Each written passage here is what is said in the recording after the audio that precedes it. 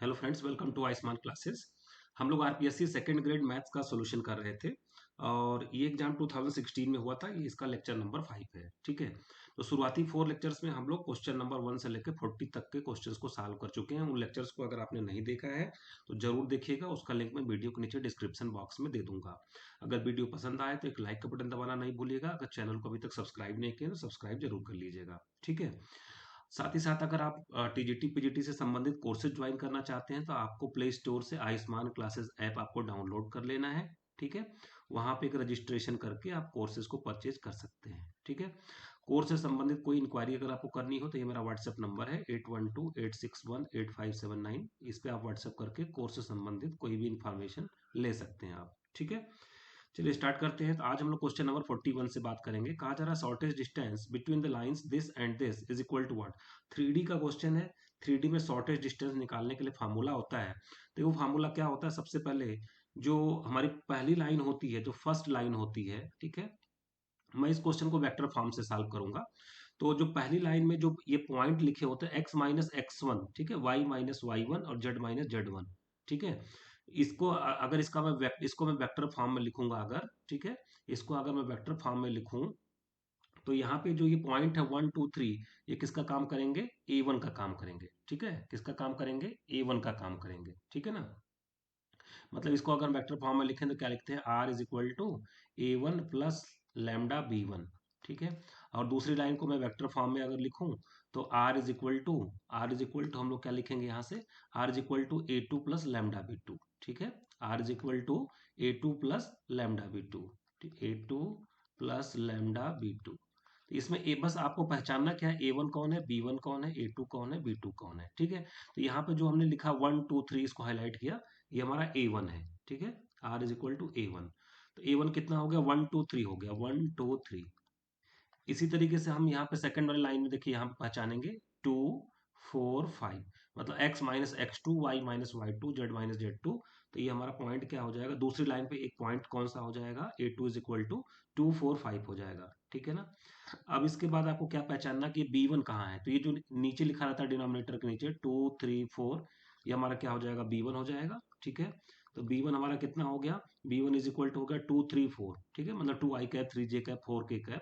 मैं direct coordinate form में लिख रहा हूँ उसको, 2 3 4 हो गया। और अगर B2 की बात करें तो B2 हमारा कौन सा हो जाएगा? ये नीचे लिखा हुआ 3 4 5।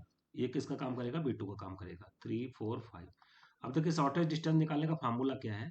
Shortage distance is equal to, ये मॉडुलस ऑफ क्या आता है हमारे पास? A2 minus A1 dot B1 cross B2, B1 cross B2, और डिवाइडेड बाई क्या आता है? Mod of B1 cross B2। ठीक है, तो इतनी चीजें हमको निकालनी पड़ेगी। इसका मतलब सबसे पहले मुझे क्या निकालना पड़ेगा? A2 minus A1। तो A2 माइनस A1 बड़े आसानी से हम निकाल सकते हैं। इसमें से इसको माइनस कर दीजिए, 2 - 1 1 मिल गया, 4 - 2 2 मिल गया, 5 - 3 कितना मिल गया? 2 मिल गया। ठीक है ना, तो ये हमारा क्या आ गया? A2 minus A1। A2 minus A1 हमारे पास आ गया 1 2 2। इसी तरीके से अगर हमको निकालना पड़े B1 क्रॉस B2, तो B1 क्रॉस B2 तो आपको मालूम डिटर्मिनेंट के हेल्प से निकालते हैं। यहाँ पे हम लिखेंगे I J K, फिर B1 के कोफिशिएंट्स को लिखेंगे। B1 कोफिशिएंट कितने हैं? 2 3 4 है। ठीक है, और फिर B2 के कोफिशिएंट्स को लिखेंगे। B2 कोफिशिएंट कितने हैं? 3 4 5 है। ठीक है, 3 4 5 है। तो फर्स्ट रो के लॉन्ग अगर इसको एक्सपैंड कर दें तो जो हमारा B1 क्रॉस B2 मिलेगा वो मिलेगा -I + 2j, -I + 2j, और कितना मिलेगा? -k मिलेगा। ठीक है, अब फार्मूले में देखते रहिए आप, A2 माइनस A1 का डॉट प्रोडक्ट चाहिए किसके साथ? B1 क्रॉस B2 के साथ। मतलब ये जो दो वेक्टर आए इनका डॉट प्रोडक्ट चाहिए हमको। चलिए डॉट प्रोडक्ट कर देते हैं।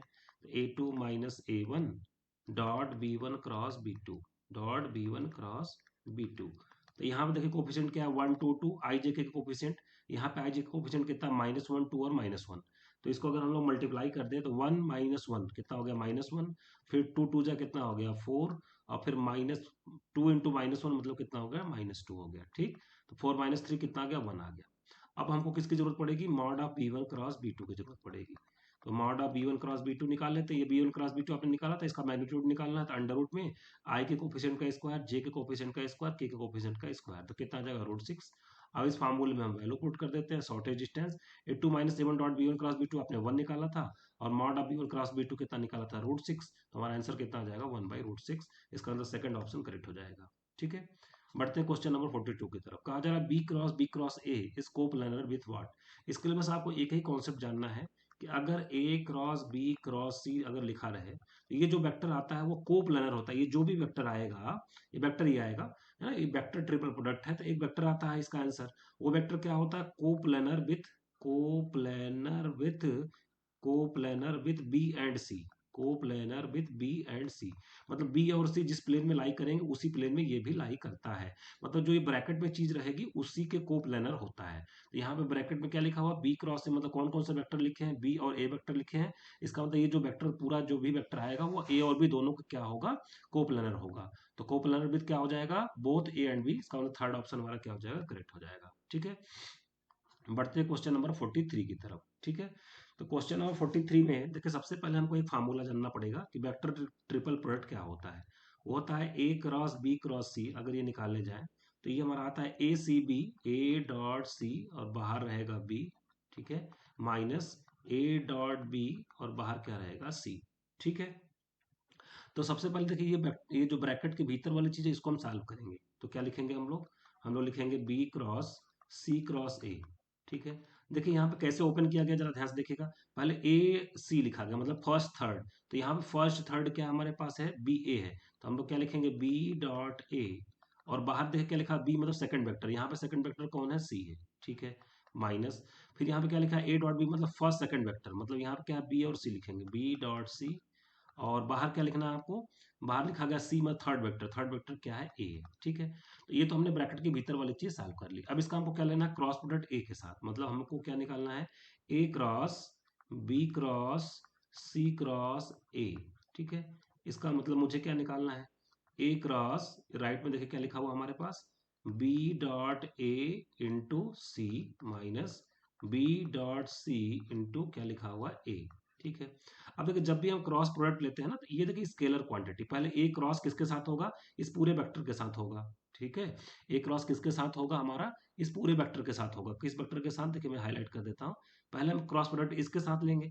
इसमें ये जो बी डॉट ए है ना, ये स्केलर है। क्रॉस प्रोडक्ट लेते हुए जैसे हमको लेना है, मान लीजिए ए क्रॉस लैम्डा बी निकालना है। ठीक है, तो लैम्डा को हम लोग बाहर कर देते हैं और सिर्फ क्या लिखते हैं? ए क्रॉस बी लिखते हैं। तो यहाँ पे बी डॉट ए तो हमारा क्या स्केलर है, तो बी डॉट ए को मैं बाहर कर दूंगा और सिर्फ क्रॉस प्रोडक्ट किसका होगा? ए और सी का होगा। मतलब क्या लिखेंगे? ए क्रॉस सी लिखेंगे, माइनस इसी तरीके से इसमें से बी डॉट सी तो स्केलर है, ये बाहर हो जाएगा। क्रॉस प्रोडक्ट किसके किसका होगा? ए क्रॉस ए और ए का होगा। अब सेम वेक्टर का सेम वेक्टर के साथ क्रॉस प्रोडक्ट लेने पर जीरो आता है, तो ये क्वांटिटी जीरो आ गई। तो हमारे पास बचा क्या? B dot A. B dot A को आप ए डॉट बी लिख सकते हैं, क्योंकि जो डॉट प्रोडक्ट होता है कम्यूटेटिव लॉ को फॉलो करता है। और इंटू कितना हो गया? ए क्रॉस सी हो गया। ऑप्शंस में अगर देखेंगे A dot B into A cross C, तो फर्स्ट ऑप्शन आपका करेक्ट हो जाएगा। ठीक है, बढ़ते हैं नेक्स्ट क्वेश्चन की तरफ। Question number 44। कहा जा रहा पी वेक्टर इतना है, क्यू वेक्टर इतना है, तो पी माइनस क्यू का होल स्क्वायर क्या होगा? सबसे पहले देखिए आपको एक ऑब्जर्वेशन यहाँ से ये करना पड़ेगा कि अगर मैं पी डॉट क्यू निकालूं तो पी डॉट क्यू कितना आएगा? जीरो आएगा। आप चेक कर लीजिए, आई का आई में मल्टीप्लाई किए कितना हो गया? 3। फिर जे का कोफिशिएंट जे के साथ कितना हो गया? -6। फिर के का कोफिशिएंट के साथ कितना हो गया? 3। तो 3 और 3 6, 6 माइनस 6 कितना हो गया? जीरो। पी डॉट क्यू कितना आ गया? जीरो आ गया। अब देखिए इससे फायदा क्या होगा? अब मुझे निकालना पी माइनस क्यू का होल स्क्वायर। तो पी माइनस क्यू का होल स्क्वायर मतलब पी माइनस क्यू का डॉट प्रोडक्ट दो बार लेना, P minus Q dot P minus Q. ठीक है, तो ये आएगा, अगर आप एक एक करके डॉट प्रोडक्ट लेंगे तो P square mod of P square plus mod of Q square minus 2 times कितना आता? P dot Q. ठीक है, तो अभी आपने पी डॉट क्यू को आपने क्या कहा था कि पी डॉट क्यू अभी आपने कहा था जीरो है। अभी हम लोगों ने देखिए यहाँ पे निकाला था कि पी डॉट क्यू तो कितना है? जीरो है। ये सिंपली कितना बचेगा हमारे पास? ये सिंपली हमारे पास बचेगा mod of P square plus mod of Q square. तो जो मुझे निकालना है कि पी माइनस क्यू का होल स्क्वायर, उसकी वैल्यू कितनी आ रही है? Mod of P square plus mod of Q square. तो अभी आप ऑप्शन में देखेंगे तो एक भी ऑप्शन करेक्ट नहीं है। ठीक है ना, एक भी ऑप्शन आपका मैच नहीं करेगा। अब हम लोग क्या करेंगे? देखिए जो फोर्थ ऑप्शन है पी प्लस क्यू का होल स्क्वायर, इसको भी जरा ओपन कर लेते हैं। तो पी प्लस क्यू का होल स्क्वायर का मतलब पी प्लस क्यू का डॉट प्रोडक्ट करना कितनी बार? दो बार करना है, P plus Q dot P plus Q. तो ये आएगा आपका mod of P square plus mod of Q square और प्लस 2 टाइम्स कितना आ जाएगा? पी डॉट क्यू आ जाएगा। और आपने पी डॉट क्यू कितना बताया था? जीरो। मतलब ये भी कितना आ जाएगा? मॉड ऑफ पी स्क्वायर और प्लस कितना आ जाएगा? Mod of Q square. तो ये भी देखिए mod of P square plus mod of Q square, ये भी mod of P square plus mod of Q square. इसका मतलब पी माइनस क्यू का होल स्क्वायर किसके बराबर आएगा? पी प्लस क्यू के होल स्क्वायर के बराबर आएगा। मतलब फोर्थ ऑप्शन आपका क्या हो जाएगा? करेक्ट हो जाएगा। ठीक है, बढ़ते नेक्स्ट क्वेश्चन की तरफ। क्वेश्चन नंबर 45 कहा जा रहा P इतना है, Q इतना है, R इतना है, then the volume of the cuboid whose coterminous edges are Q plus R plus P plus Q is equal to what. तो देखिए क्यूबाइड का अगर आपको वॉल्यूम निकालना होगा, अगर उससे coterminous edges A B C हैं तो वॉल्यूम ऐसे निकाला जाता है A B C, box product A B C. ठीक है ना। तो जो भी क्वार्टर मिनस एजेस दिए रहेंगे उसको हम बॉक्स में डाल देंगे और बॉक्स प्रोडक्ट निकालने से जो आंसर आएगा वही उसका क्या होता है, वॉल्यूम होता है। तो सबसे पहले देखिए यहाँ पे बॉक्स में क्या आएगा, Q plus R plus P plus Q. इसका मतलब सबसे पहले हम लोग क्या निकाल लेते हैं, Q प्लस आर कितना है, R प्लस पी कितना है और P प्लस क्यू कितना है। ठीक है, सबसे पहले हम लोग इसको निकाल लेते हैं। तो अगर इसको हम लोग निकालें तो Q प्लस आर हमारे पास जो आएगा, Q प्लस आर आएगा 6i plus 3j, 6i plus 3j। R plus P हमारे पास आएगा -i plus 3j, -i plus 3j, और फिर आएगा -3k।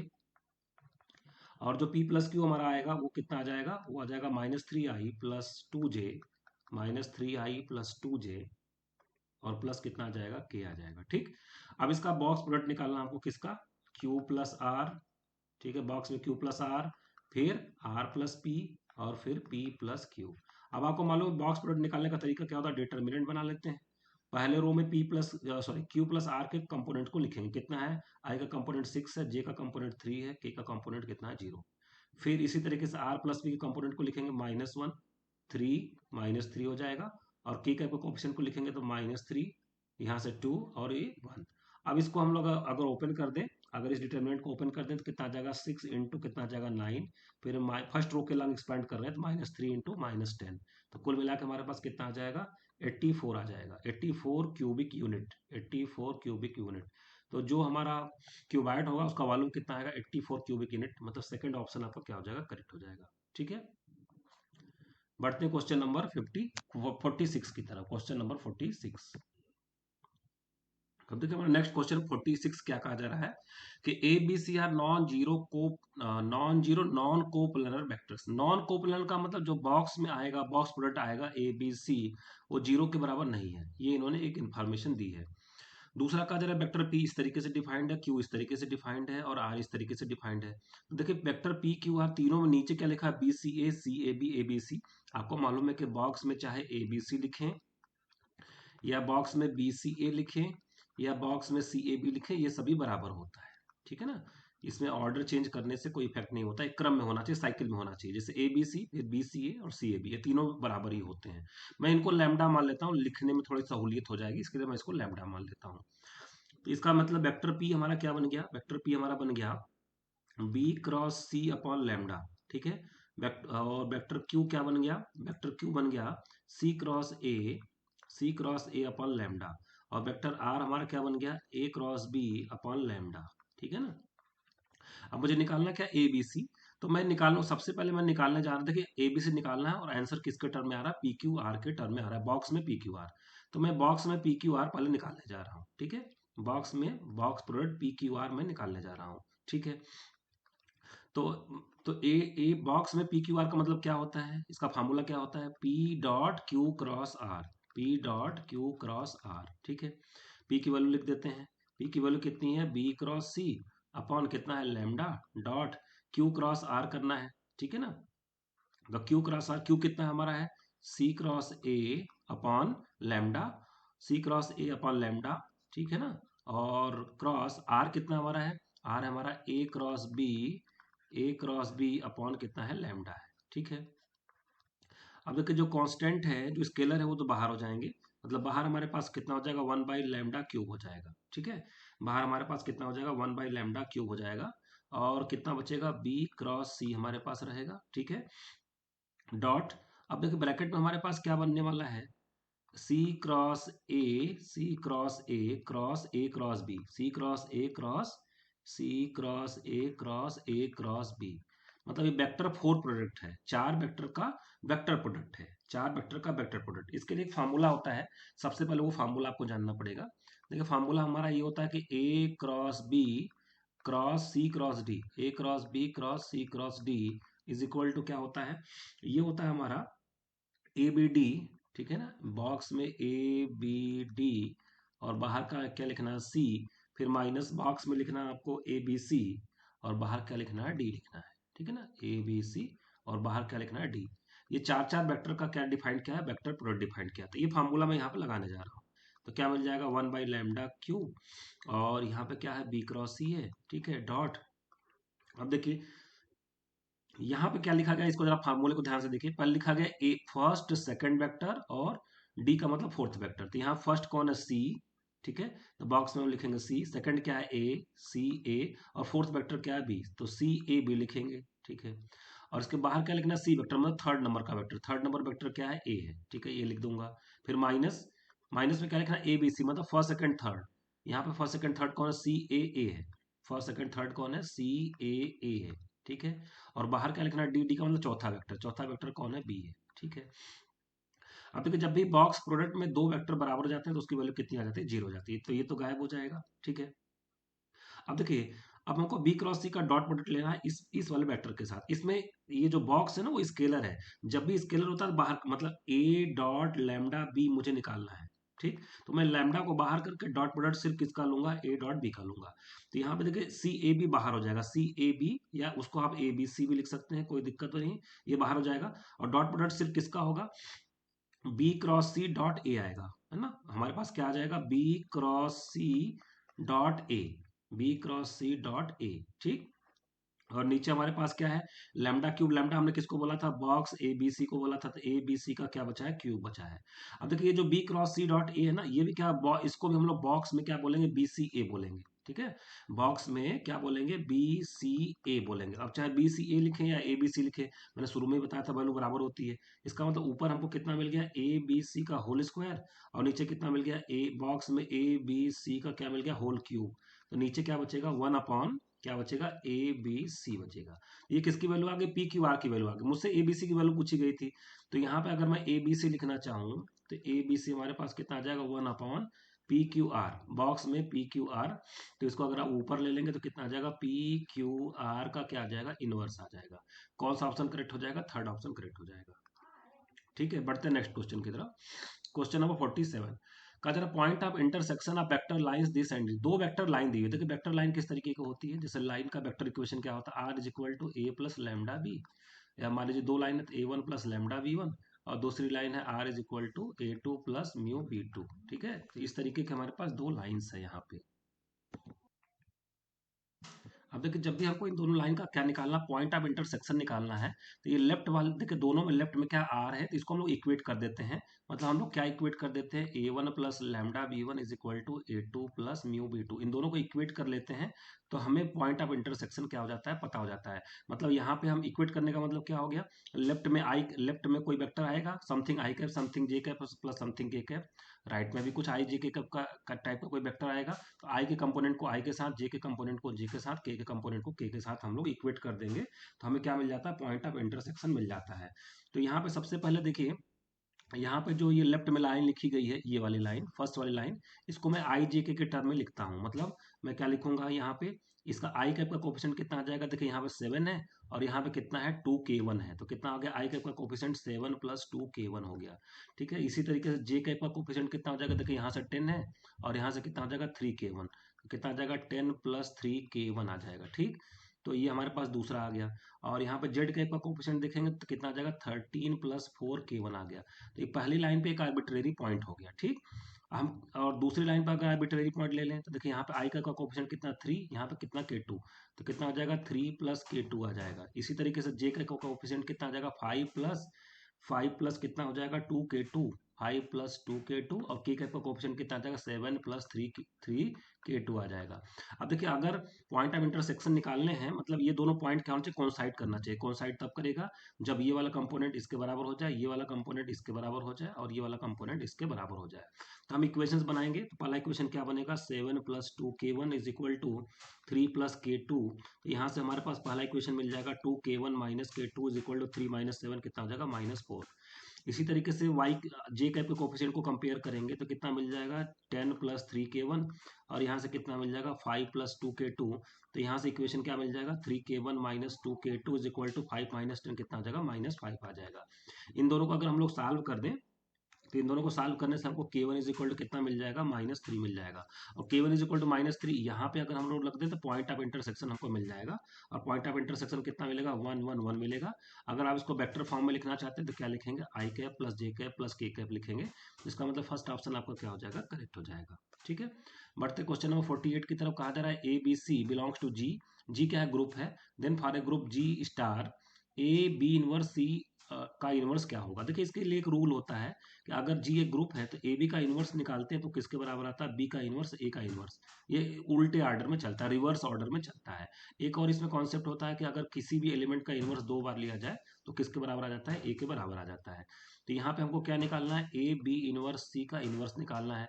तो राइट साइड से ओपन होगा, मतलब क्या होगा, सी इनवर्स, फिर कितना आएगा बी इनवर्स का इनवर्स, और कितना आएगा ए का इनवर्स। ठीक है, तो ये हो गया सी का इनवर्स। और किसी भी एलिमेंट का इनवर्स 2 बार लिया जाए तो वो एलिमेंट फिर से वापस आ जाता है, और फिर कितना आ जाएगा, ए इनवर्स। ये वाले दो प्रॉपर्टी का हम लोगों ने ये इस्तेमाल किया। इसका मतलब कितना आ जाएगा, C inverse B A inverse. इसका मतलब सेकंड ऑप्शन हमारा क्या हो जाएगा, करेक्ट हो जाएगा। बढ़ते क्वेश्चन नंबर 49 की तरफ। कहा जा रहा है a mapping F from a group G to group G star is group homomorphism from G to G if. देखिए अगर जी कामा ये कोई ऑपरेशन ओ है, और यहाँ पे ग्रुप है जी स्टार और इसका ऑपरेशन क्या है, स्टार है, और अगर यहाँ से यहाँ तक एफ क्या होमोमॉर्फिज्म है, तो इसका डेफिनेशन क्या होता है होमोमॉर्फिज्म की, कि जी के दो एलिमेंट को लिया जाए। मान लीजिए दो एलिमेंट ले लिया ए और बी। अब इसमें जो है यहाँ वाला ऑपरेशन लगाएंगे, कितना, ए स्टार बी। अब यहाँ पे क्या करना है, अब ये देखो जो एफ है ना, ये ऑपरेट हो जाएगा किसके, ए के ऊपर ऑपरेट होगा एफ ए, और बी के ऊपर ऑपरेट होगा एफ बी। अब यहाँ वाला ऑपरेशन हम इनके बीच में लगाते हैं, मतलब स्टार लगाते हैं। अगर ये दोनों बराबर आ गए इस तरीके से, F A composition B is equal to F A star F of B, तो हम कहते हैं एफ हमारा क्या, होमोमॉर्फिज्म है। तो कौन सा ऑप्शन करेक्ट हो जाएगा, सेकंड ऑप्शन करेक्ट हो जाएगा। चलिए आज बढ़ते हैं आज के लास्ट क्वेश्चन की तरफ। कहा जा रहा है if every element of a group G is its own inverse then G is what. ठीक है, कहा जा रहा है कि ग्रुप का हर एलिमेंट खुद का इनवर्स है। तो मान लीजिए मैं दो एलिमेंट ले लेता हूँ, let A comma B belongs to G. अब देखिए ए और बी दो एलिमेंट अगर जी में हैं तो ए बी भी, इनका प्रोडक्ट भी जो होगा ए बी, ये भी कहाँ बिलोंग करेगा, जी में बिलोंग करेगा। ठीक है, तो चलिए अब हम इसका इनवर्स निकालते हैं। ठीक है, ए बी का इनवर्स, क्वेश्चन में दिया गया कि ग्रुप का हर एलिमेंट खुद का इनवर्स है, मतलब ए बी का इनवर्स ए बी के बराबर आएगा। अब देखिए ग्रुप की डेफिनेशन क्या होती है, ए बी का इनवर्स किसके बराबर आता है, बी का इनवर्स ए का इनवर्स। तो लेफ्ट में देखिए यहाँ पे क्या आ जाएगा, बी का इनवर्स ए का इनवर्स, राइट में कितना आ जाएगा, ए बी। अब यहाँ पे क्वेश्चन में दिया था फिर से कि सभी एलिमेंट खुद के इनवर्स हैं, मतलब ए इनवर्स किसके बराबर है, ए के बराबर है, बी इनवर्स किसके बराबर है, बी के बराबर है। तो यहाँ पे मैं लिख दूंगा B A is equal to कितना हो गया, ए बी। तो अगर किसी ग्रुप में A B is equal to B आ जाता है for all A B belongs to G, तो हम लोग कहते हैं कि ग्रुप हमारा कैसा है, this implies that G is what, abelian. G हमारा कैसा ग्रुप है, अबेलियन ग्रुप है। तो इस तरीके से हमारा कौन सा ऑप्शन करेक्ट हो जाएगा, थर्ड ऑप्शन हमारा क्या हो जाएगा, करेक्ट हो जाएगा। ठीक है, तो फ्रेंड्स आई होप सो आपको आज के क्वेश्चन जो है अच्छे से समझ में आए होंगे, एक्सप्लेनेशन आपको अच्छा लगा होगा। अगर लेक्चर पसंद आया होगा तो एक लाइक का बटन दबाना नहीं भूलेगा। नेक्स्ट लेक्चर में इसके आगे के सोल्यूशंस को हम लोग करेंगे। Thank you very much.